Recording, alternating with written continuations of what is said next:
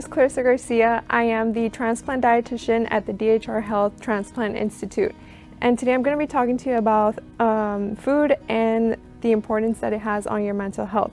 So in today's diet culture, we do tend to eat a lot of processed foods that are high in calorie, high in sugar, and high in fat. So these types of foods, they can be anything from ice cream, cookies, brownies, donuts, pizza, fast food. All of those foods tend to lead to fatigue, impaired decision making, and slow reaction time. So all of this can aggravate symptoms of anxiety and depression. So it's very important to keep in mind that the more sugar and more processed foods that you're intaking, the more your body craves them. So ultimately it creates a vicious cycle of you consuming these foods, and it can lead to other issues also, such as weight gain, obesity, diabetes, which can also have an impact on your mental health as well. So when you're having a lot of sugar and processed foods, this can lead to inflammation in your body and in your brain. If there's inflammation, then there's likely to be disease. So with diseases, it can also be mood disorders. So as I mentioned, anxiety and depression. So when you're stressed out, you tend to want to eat foods that release dopamine in the brain. So dopamine can be a chemical that helps you feel pleasure. So that's why when you're stressed out, you want to go for pizza, or you want to have ice cream, or you maybe want to get a frap from Starbucks. All of that, all it's doing is just causing an immediate high, and then you're going to have a very low. So you're going to be very stressed out, depressed. And it's also very important to some of us, when we're stressed out, we don't want to eat. And when we don't eat, that can also lead to other issues, which can become anorexia, and that can also have an impact on your mental health as well. So in order to boost your mental health, you want to consume foods that are thought of as brain foods. So this can be lean protein. So your lean protein can be anything from skinless chicken, it can be beef, it can also be salmon. Salmon is a really good option because it has your omega-3 fatty acids, which contribute to brain health. So you can also find omega-3s in flaxseed and olive oil. So you want to do the lean proteins. You also want to do non-starchy veggies. So that can be anything from broccoli, green beans, carrots, anything as long as it's not potatoes, peas, and corn. Those are your starches. Those are the ones that have more sugar, and you want to stay away from those.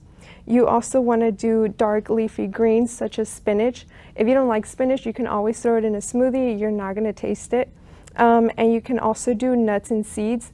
Instead of reaching out for potato chips or a cookie or one of those unhealthy snacks, you can do a handful of nuts and seeds such as almonds, peanuts, cashews, walnuts, and also legumes. So legumes are all of your beans and lentils as well. So all of these foods are very healthy for your brain and for your overall health. And also keep in mind that it's very important to have a healthy gut microbiome. So your gut has a lot to do with your mental health as well, because it is believed that 95% of serotonin, which is a mood stabilizer, is created by gut bacteria. So the way that you introduce healthy gut bacteria into your diet is through fermented foods, such as probiotics. So it can be a supplement. It can be Greek yogurt, which is low in fat, high in protein. It can also be miso, tempeh, all of those fermented foods. And also, I know right now a lot of you guys, and even myself, we tend to eat a lot of spicy foods or candy. That can also wreak havoc on our gut because it can cause inflammation, such as gastritis, and that's eventually going to have an effect on our mood as well. So very important also to be very mindful what you're eating. It doesn't matter if you're feeling stressed, if you're feeling sad, if you're feeling happy. Always take into consideration the foods that you're consuming and what you're putting into your body. So it's very important to keep sort of like a check-off list. Think whether you've had enough water for today, if you've had enough fruits, vegetables, protein, and also if you need to, keep a journal. So that way you can write down the foods that you're eating and how you were feeling that day. So maybe you can see a correlation with that. So maybe you notice that when you're feeling sad, you tend to eat more processed foods, high in sugar. When you're feeling happy, maybe you notice that you're eating more healthier throughout the day. So that way so you can learn more about your body as well. And some tips to take away from this Avoid the spicy foods, as I mentioned. Avoid high sugary drinks. So instead of soda or fruit juice, try to drink more water. You're supposed to be having half your body weight in ounces of water per day.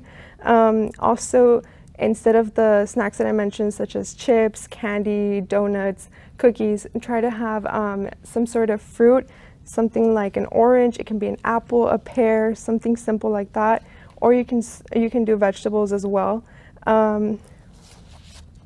And try to avoid eating in front of a TV or while watching something, because that can be distracting.